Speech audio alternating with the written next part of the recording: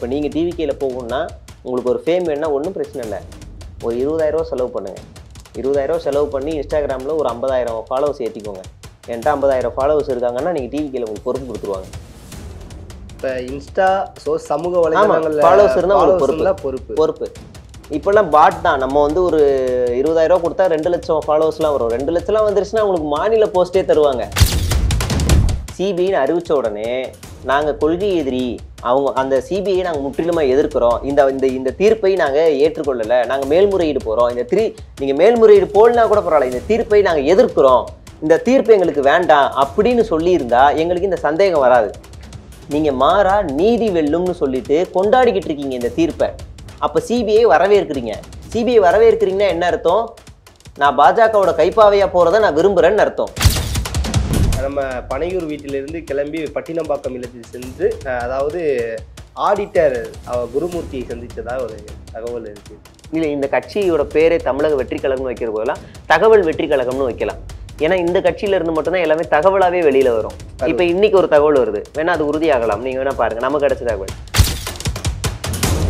அந்த மாதிரி புசி உள்ள போய் உட்காந்தாரு. அதையே இவங்க என்ன பண்ணிட்டாங்கன்னா மார்க் பண்ணி, கலைஞர் பாரு எவ்வளோ பயம், தைரியமா நிற்கிறாரு. ஆனால் அவருக்கு அதான் மொதல் அரெஸ்ட்டு. பயந்துட்டார். அதுக்கே கல்யாண மண்டபத்தை வச்சுக்க பயந்துட்டாரு. மறுபடியும் இவங்க கல்யாண மண்டபத்தில் உட்கார வச்சிட்டாங்கன்னா அசிங்கமாயிரும்னு அப்போ ஓட ஆரம்பிச்சவர் தான் இப்போ வரைக்கும் ஓடிக்கிட்டே இருக்காரு. புசி ஆனந்த பிடிச்சி இவர் கத்தியிருக்கிறாரு. என்னங்க ஃபேக்கெல்லாம் என்கிட்ட வந்து கூப்பிட்டு வந்து கொடுக்குறீங்கன்னு கத்தியிருக்காரு. அப்போ இதில் இன்னும் எத்தனை ஃபேக் இருக்குன்னு தெரியல. நான் ஒன்றும் இல்லை, நீங்கள் எந்த தெருவில் இருக்கீங்க சும்மா சொல்கிறேன். புதுக்கோட்டை பக்கத்தில் உங்கள் ஏரியாவில் திமுக ஆள் ஒருத்தர் பேர் சொல்லுங்கள். சும்மா யாரோ ஒருத்தர், கீழ்மட்டமும் மேல்மட்டமும் யாரோ ஒருத்தர் சொல்லுங்கள். தாவேக்கால இப்போதான் ஒரு சிலர் நான் அந்த அளவுக்கு கட்சியில் இருக்கா இல்லை. இந்த மாதிரி நீங்கள் ஒரு 10 தெரு உதாரணத்துக்கு எடுங்க. அப்போ பூத் இல்லைன்னு அர்த்தம். இவங்க சோசியல் மீடியாவில் கட்சி நடத்திக்கிட்டு இருக்காங்கன்னு அர்த்தம். இவங்க அணிலாவே இருக்கிறதுக்கும் பிரச்சனை இல்லை. சங்கியா இருந்தாருன்னு வைங்களேன், சங்கியா மாறிட்டாங்கன்னு வைங்களேன், ரொம்ப கஷ்டம். அணிலா இருக்கும், ஏய் ஓரமா போ அப்படின்றலாம். சங்கியா போடாங்கிட்டு இங்கே ஓடி போயிடுறா, கண்ணில் பார்க்காரான்னு திட்டி விரட்ட வேண்டியதாயிரும். விஜயோட அப்பா சிஏசி எஸ்ஐசியா அவரே சொல்லியிருக்காரு, ஒரு கட்சிக்கு ஒரு மாவட்ட செயலாளர் தாங்க இருக்கணும். இந்த புசி தெரியாமல் நான் உள்ள தூக்கிட்டு வந்து விட்டுட்டேன். அவர் விட்ட உடனே ஒரு மாவட்டத்துக்கு 4-5 மாவட்ட செயலாளர் நியமிக்கிறாரு அப்படின்னு சொல்றாரு. புசி ஆனந்த் சொன்னார்ப்பா, என் கட்சி வந்து ரசிகர் மன்றத்திலிருந்து போஸ்டர் ஓட்டினவனுக்கு மட்டும்தான் இங்கே பதவின்னு சொன்னார். ஆதவர்ஸ்னா எந்த விஜயோட படத்துக்கு போஸ்டர் ஓட்டினாரு? சிடிஆர் நிர்மல்குமார் எந்த படத்துக்கு விசில் அடித்து கட் அவுட்டு பால் ஊற்றினாரு? இல்லை லயலாமணி எந்த படத்துக்கு கட் அவுட்டு பால் ஊற்றினாரு?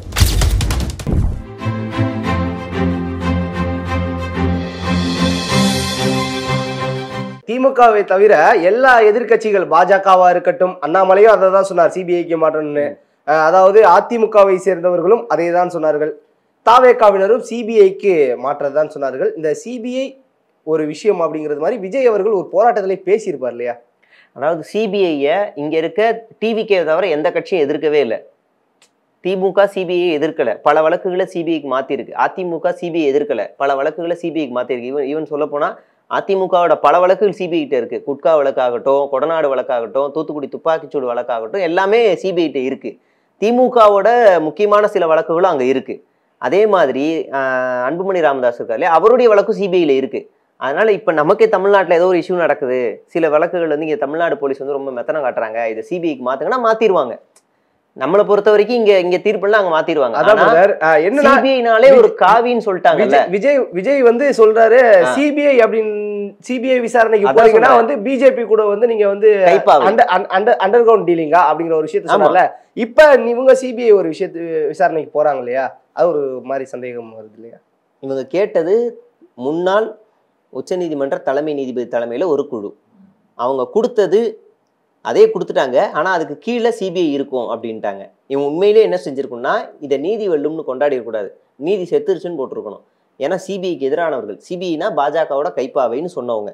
அதாவது சாதாரண நாளில் விஜய் முதற்கொண்டு கீழே இருக்க நிர்வாகிகள்லேருந்து எல்லாருமே சொன்னவங்க. ஆனால் மாறா கொண்டாடினாங்க. இது யார் கொண்டாடி இருக்குன்னா அதிமுக பாஜக தான் கொண்டாடி இருக்கணும். ஏன்னா அவங்க தான் சிபிஐ கேட்டாங்க. அவங்க என்ன நினச்சிட்டாங்கன்னா, அதிமுக எங்கள் மேலே எத்தனை சிபிஐ இருக்கு, உன் மேலே ஒன்று கூட இல்லைல்ல, வானு கூட்டு போய் மேலே உட்கார வச்சிட்டாங்க, மாட்டி விட்டாங்க. இவங்க மாட்டி விட்டதையே இவங்க கொண்டாடிக்கிட்டு இருக்கிறாங்க. இப்போ இனிமே தான் தெரியும் இந்த வழக்கு எப்படி போகுது, என்ன போகுதுன்னு. எனக்கு தெரிஞ்ச விஜய் இனிமே கட்சியை கழிச்சிட்டு பாஜகவுக்கு போகலாம், இல்லை பாஜகவில் இருக்கிற முக்கியமான எச் ராஜாவுக்கோ இல்லை இந்து மக்கள் கட்சியோட அர்ஜுன் சம்பத்துக்கோ தேர்தல் பிரச்சாரம் பண்ணலாம். தமிழிசைக்கு தேர்தல் பிரச்சாரம் பண்ணலாம், இல்ல பாஜகவுடைய நட்சத்திர பேச்சாளரா இவரே வந்து இந்த கட்சியை கலைச்சிட்டு அங்க போய் நிக்கலாம். நான் சொல்லல, பாஜகவோட கைப்பாவை சிபிஐ அப்படின்னா, கைப்பாவைனா பாஜக என்ன நினைச்சாலும் பண்ணிக்கலாம்ல, அது மாதிரி விஜயை போட்டு உருட்டலாம். அதான் அந்த மாதிரி நடந்திருக்கு. இல்ல தலைவா, இது மாதிரி சொல்லும்போது நான் இந்த ஒரு கொஸ்டின் நமக்கு வருது இல்லையா? விஜய் அவர்கள் எல்லா இடத்துலையும் வந்து திமுக என்னுடைய அரசியல் எதிரி, பாஜக எங்களுடைய கொள்கை எதிரி அப்படின்னா, கொள்கை எதிரிக்குள்ளமா கூட்டணி வைப்பாங்க அப்படிங்கிற ஒரு டவுட் எனக்கு போயிட்டாங்க. எல்லா பொதுமக்களுக்கும் வரக்கூடிய ஒரு சந்தேகம். அது சிபிஐ கூட கைப்பாவையா போயிட்டாங்க. சிபிஐன்னு அறிவிச்ச உடனே நாங்க கொள்கை எதிரி, அவங்க அந்த சிபிஐ நாங்க முற்றிலுமா எதிர்க்கிறோம், இந்த தீர்ப்பை நாங்க ஏற்றுக்கொள்ளல, நாங்க மேல்முறையீடு போறோம், நீங்க மேல்முறையீடு போலனா கூட பரவாயில்ல, இந்த தீர்ப்பை நாங்க எதிர்க்கிறோம், இந்த தீர்ப்பு எங்களுக்கு வேண்டாம் அப்படின்னு சொல்லி இருந்தா எங்களுக்கு இந்த சந்தேகம் வராது. நீங்க மாறா நீதி வெல்லும்னு சொல்லிட்டு கொண்டாடிக்கிட்டு இருக்கீங்க இந்த தீர்ப்பை. அப்ப சிபிஐ வரவேற்கிறீங்க. சிபிஐ வரவேற்கிறீங்கன்னா என்ன அர்த்தம்? நான் பாஜகவோட கைப்பாவையா போறதை நான் விரும்புறேன்னு அர்த்தம். இப்ப நான் சொன்னது கரெக்டு தானே? புரியுது. இன்னொரு விஷயம் பிரதர், இந்த சிபிஐக்கு மாற்றினதுக்கு அப்புறம் வந்து பார்த்தீங்கன்னா தாவேகாவை சேர்ந்த நிறைய பேர் உங்களுக்கே தெரிஞ்சிருக்க வாய்ப்பு இருக்கு. பேச்சாளர்கள் அந்த வழக்குகளில் இல்லாதவங்கலாம் ஃபோனை சுவிட்ச் ஆஃப் பண்ணி வச்சிருந்தாங்க. இப்போ எல்லாரும் செய்தியாளர்களை சந்திக்க ஆரம்பிச்சிருக்காங்க. புஷி ஆனந்த் அவர்கள் தலைமறைவாக இருந்தவர் இப்போ வந்து பட்டினம்பாக்கம் இல்லத்திற்கும், பட்டினம்பாக்கம் இல்லத்தில் இந்த சைடு ப்ரெஷ் இருக்காங்கன்னு சொல்லிட்டு ஒன்வேல கார் எடுத்துட்டு போறாரு. பட்டினம்பாக்கம் இல்லத்துக்கு வராரு, நீலாங்கரைக்கு வராரு. இப்போ வந்து வேற தோற்றத்துல புஷி ஆனந்த் வந்திருக்காரு இல்லையா? இதை எப்படி பாக்குறீங்க? அதான் அவர் தலைமறைவாயிட்டாரு. நிர்மல் கேட்டா நாங்க தலைமறைவாகலன்னு சொல்றாங்க. உண்மையிலேயே ஒரு கைதாய் வெளியில போயிட்டு வந்திருந்தாருன்னா உற்சாகமான வரவேற்பு கொடுக்கலாம், தப்பே இல்லை. ஆனா தலைமறைவாய் வந்திருக்காரு. நான் போட்டோஸ் என்கிட்ட ஒரு 10-15 போட்டோஸ் இருக்கு. இவர் கூட செல்ஃபி எடுத்திருக்காங்க ராத்திரி முழுக்க. இன்னும் செத்தவங்க வீட்டுல ஈரம் கூட காயல, இன்னும் அந்த துக்கம் கூட முடியல. இவர் என்னமோ பாதிக்கப்பட்ட மாதிரி, இவர் என்னமோ ரொம்ப கஷ்டப்பட்டு அடிபட்டு மிகப்பெரிய ஒரு துயரத்துல இருந்து மீண்டு வந்த மாதிரி. 10 நாள் எந்த ஹோட்டல்ல ஏசி ரூம்ல தங்கியிருந்தாருன்னு நமக்கு தெரியாது. ரொம்ப துன்பத்துல இருந்து வந்த மாதிரி, நீங்க வந்துட்டீங்களா மகான் மீட்பரே ஆபத் பாந்தவனே அப்படிங்கிற மாதிரி இவருக்கு மாலை போட்டு வரவேற்று அங்க இருந்த நிர்வாகிகள் எல்லாருமே, இது வந்து பனையூர் ஆபீஸ்ல நடக்கல, PK சரவணன்ற தாவேகாவோட நிர்வாகியினுடைய அலுவலகத்துல நடக்குது இந்த கூத்தெல்லாம். நைட்ல மாலை போட்டு ரொம்ப ரொம்ப கிராண்டா செலிப்ரேட் பண்ணியிருக்காங்க புஷி அவர் வந்ததை. இவர் என்ன தியாகியா? ஒரே ஒரு வாட்டி அரெஸ்ட் ஆயிருக்காரு, அதுவும் தற்செயலா போய் மாட்டினாரு. அதுவும் எப்படின்னா, அந்த அண்ணா யூனிவர்சிட்டியோட விவகாரத்துல டி நகர்ல நோட்டீஸ் கொடுத்துருக்காங்க. விஜய் பேசினதை வச்சு ஒரு நோட்டீஸ் கொடுத்துருக்காங்க டிவிகே பார்ட்டி எல்லாம். அப்போ வந்து போலீஸ் வந்து நீ பெர்மிஷன் இல்லாம வந்து நோட்டீஸ் கொடுக்குறீங்க வாங்கன்னு தூக்கிட்டு போய் கல்யாண மண்டபத்தில் உட்கார வச்சிட்டாங்க. அப்போ இவருக்கு போய் உள்ள உட்கார வச்சிட்டாங்க. 400 ரவுடி தான் படத்துல ஒருத்தர் உட்காந்துருப்பாரு தெரியுமா, அப்படி முறைச்சே அப்படி உட்காந்துருப்பாருல, அந்த மாதிரி புஷி உள்ள போய் உட்காந்தாரு.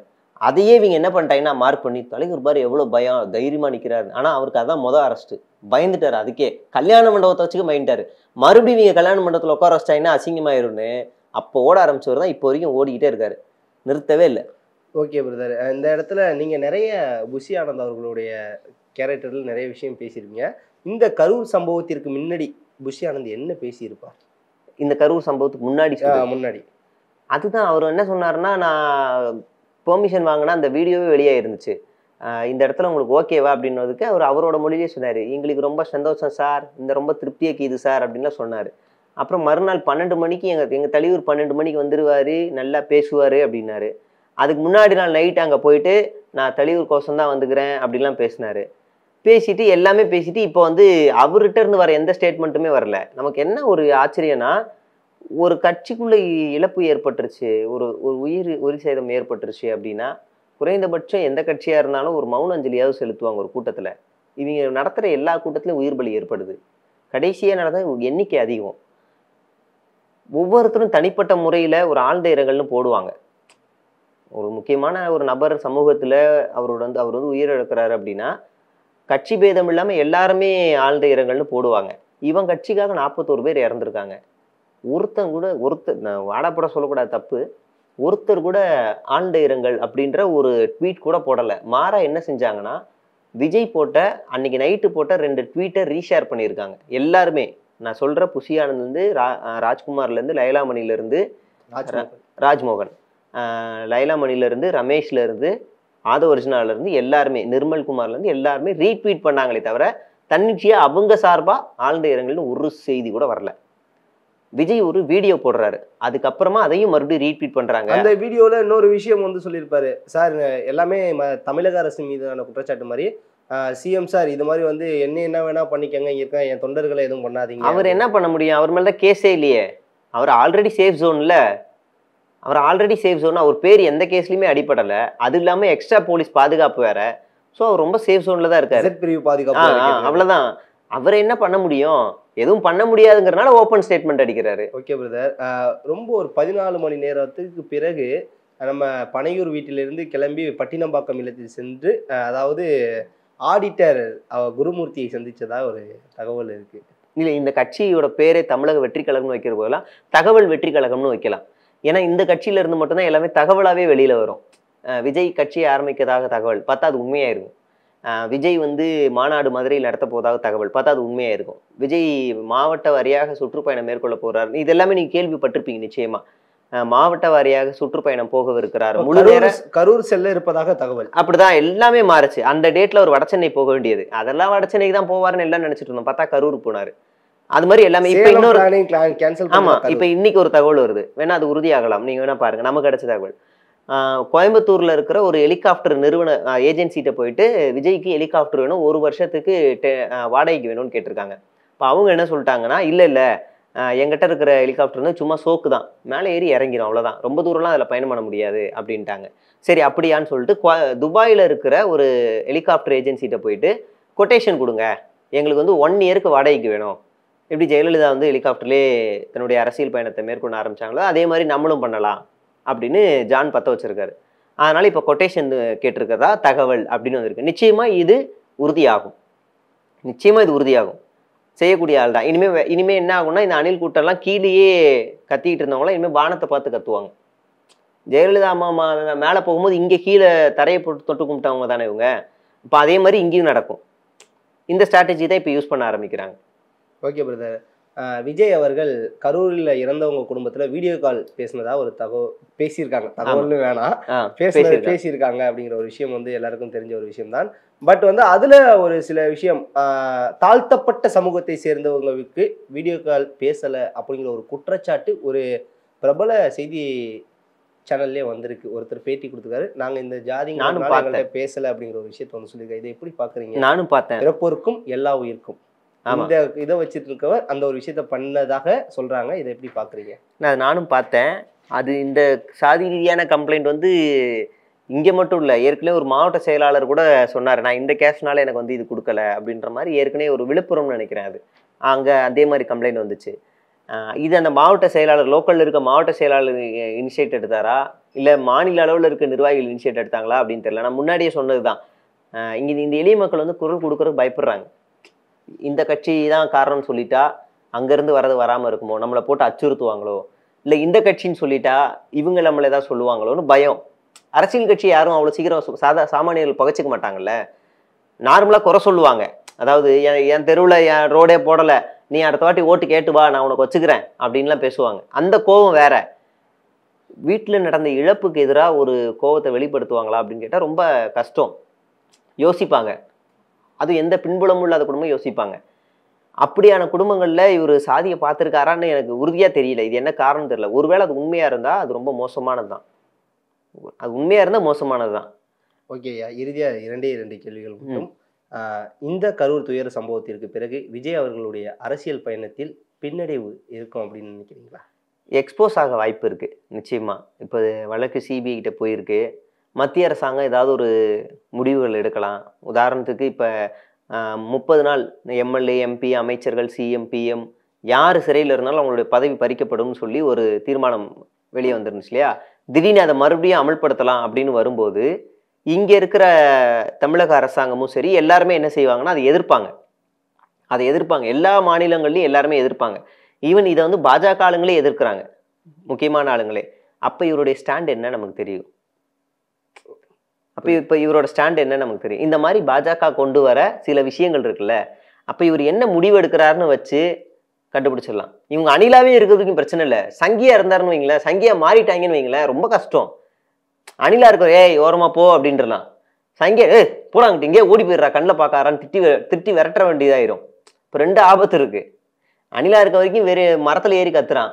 சங்கியா மாட்டானா கையில சூளம் கத்தி எடுத்து கத்துவான். ரெண்டுத்துக்கு வித்தியாசம் இருக்கு. அதனால எப்படி ஒரு எக்ஸ்போஸ் ஆவார்? இல்ல நான் தைரியமா வந்து நான் சிபிஐயாவது மத்திய அரசாங்கம் நான் பார்த்துப்பேன் அப்படின்னு செய்யக்கூடிய ஆளா இவருன்னு கேட்டா அப்படிலாம் செய்யக்கூடிய ஆள் இல்ல.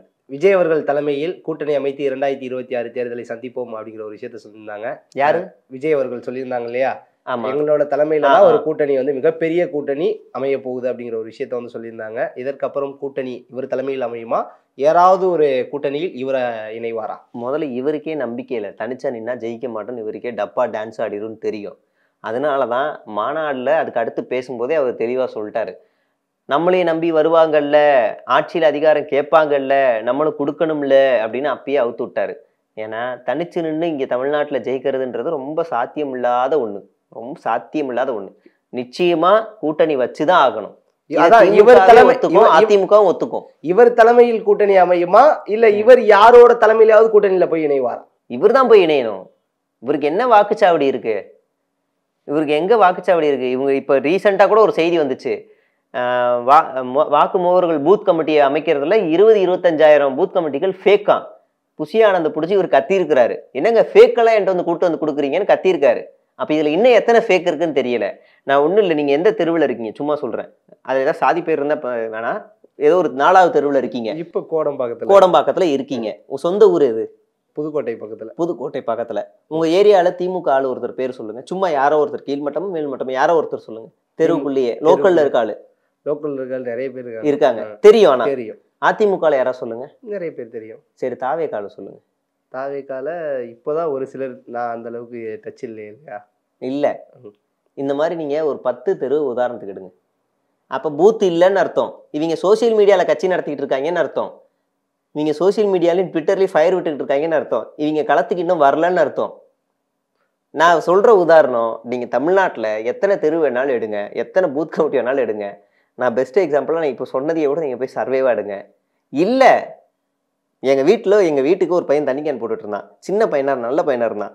கொஞ்ச நாளைக்கு திடீர்னு நாம் தமிழர் கட்சியா வந்தான். பார்த்தேன், ஓகே, ஏதோ ஒரு கட்சியில இயங்குறான் இந்த வயசுல அப்படின்னு பார்த்துட்டு இருந்தேன். திடீர்னு கொஞ்ச நாள் பார்த்தா ஒரு சாதி கட்சிக்குள்ள ரன் ஆயிட்டு இருந்தான். என்னடா இவன் கொஞ்ச நாள் முன்னாடி அந்த கட்சியில இருந்தா இப்ப சாதி கட்சிக்குள்ள போறான். ஒரு குறிப்பிட்ட கட்சி, விழுப்புரம் சைடுல பெல்ட்ல அதிகமா இருக்கிறவங்க. இப்ப திடீர்னு பார்த்தா டிவிகேல இருக்கான். ஆஹா, இது என்னடா இது அப்படின்னு நான் அவனை எதிர்த்து பேசுறேன்றதுக்காகவே என்னை பார்த்து முறைக்கிறான். அப்புறம் நான் கூப்பிட்டீங்க வா அப்படின்னு சொல்லி பக்குவமா சொல்லி இருந்துச்சேன். இப்ப கொஞ்ச நாள் கழிச்சு அவன் என்கிட்ட சொல்றான், தெரியாம இந்த கட்சியில வந்துட்டேனே, என்ன எப்பா என்னால இந்த கட்சியில இருக்க முடியாதுனே அப்படின்னு அவன் ஓப்பனா பேசுறான். இந்த மாதிரி நிறைய பேர் இருக்காங்க. CK அருண் ஒருத்தர் இருக்காரு. CK அருண் ஒரு டிவிகே மெம்பர் இருக்காரு. என்னோட உதாரணம்னா சொல்ல வேணாம். டிவிகேவோட ஒரு பிரபலமான ஆள். ஒரு 150 ஃபாலோவர்ஸ் இருக்காங்க. முன்னாடி திமுகவில் இருந்தாரு. ஒரு 4 வருஷம் எந்த கட்சியிலும் இல்லாம இருந்தாரு. இப்ப மறுபடியும் டிவிகேல போய் ஜாயின் பண்ணியிருக்காரு. டிஎம்கேல இருந்து 4 வருஷம் அப்புறம் டிவிகேல ஜாயின் பண்ணியிருக்காரு. சமீபத்துல அவர் ஒரு வீடியோ வெளியிடுறாரு. இந்த ஆயுத பூஜை கொண்டாடினதுக்கு அடுத்த நாள், நீங்க எப்படி ஆயுத பூஜை கொண்டாடலாம், அறத்தோட செயல்படணும், எப்படி பண்ணுவீங்க அப்படின்னு. இவர் டிவிகே மெம்பர். ஆனா இவரை டிவிகே மெம்பரே இவரை காலி பண்றாங்க, அடிக்கிறாங்க. இவருக்காக தனி எபிசோட் வீடியோலாம் போடுறாங்க. நீ யாரா, நீ என்ன, நீ அதுல இருந்து வந்துடா, நீ சாயம் பூசுறாங்க. வீடியோ போட்டவன் கொஞ்ச நாள் கழிச்சு அவரையே தொடர்பு கொண்டு, அண்ணே உங்களை எதிர்த்து வீடியோ போட்டேன், கமெண்ட்ஸை போய் பார்த்தா உங்களுக்கு பாசிட்டிவா தான் நிறைய இருக்கு, எனக்கு ரொம்ப கஷ்டமா இருக்கு, நான் அப்ப கூட சந்தேகப்படலை, இன்னொரு வீடியோ போட சொல்லி கட்சி நிர்வாகிகளே உன் ஜிபே நம்பர் கொடுன்னு கேட்குறாங்க, எனக்கு ஒரு மாதிரி கஷ்டமா இருக்குண்ணே, நான் வீடியோ டெலீட் பண்ணிடுறேன், காசெல்லாம் தராங்க நான் எதிர்த்து பேசுறதுக்கு நம்ம கட்சியில அப்படின்னு அவன் போய் இன்னும் அவர்கிட்டயே சொல்லியிருக்கிறான். தம்பி வீடியோலாம் டெலீட் பண்ணாத, உனக்கு என்ன தோணுதோ செய்ப்பான்னு அவரு சொல்லியிருக்கிறாரு. அவர் சொன்னா நமக்கு ஒரு தகவல் வருது. அப்ப இந்த கட்சி எப்படி ரன் ஆகுது? இவரா போய்லாம் டிவிகேல ஜாயின் பண்ணல. இந்த CK அருண் இந்த டீம் போய் அப்ரோச் பண்ணியிருக்கு. Why not you join in TVK?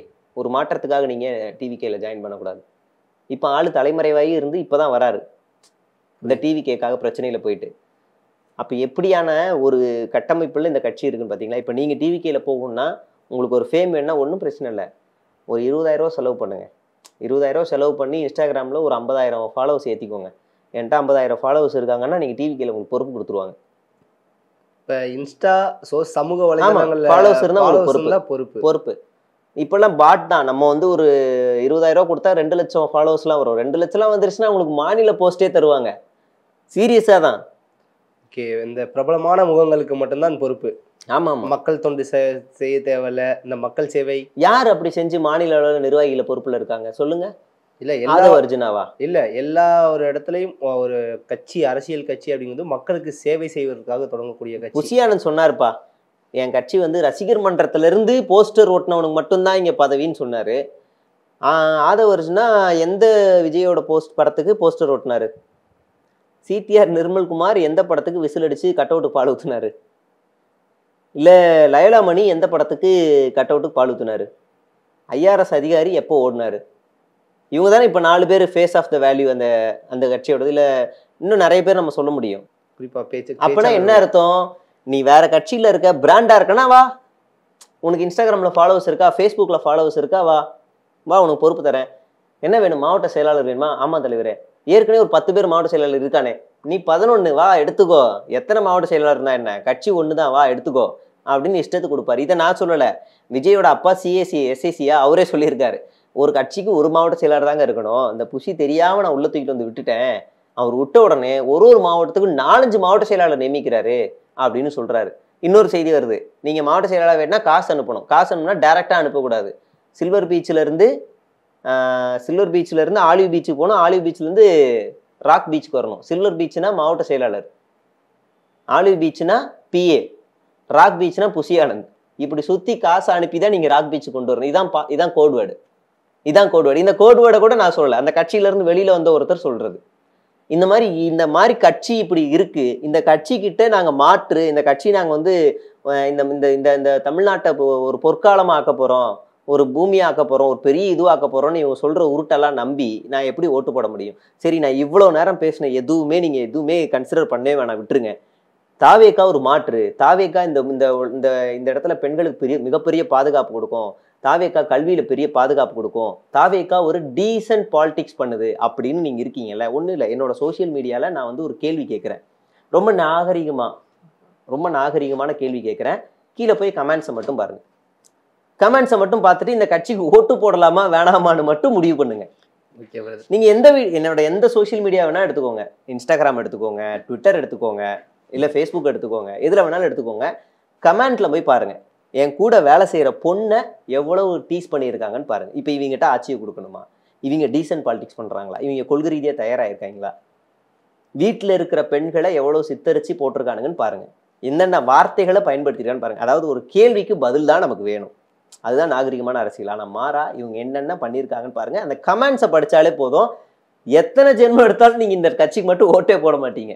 Okay brother, உங்க சிறப்பான தகவலுக்கு ரொம்ப நன்றி. ரொம்ப நன்றி பிரதர்.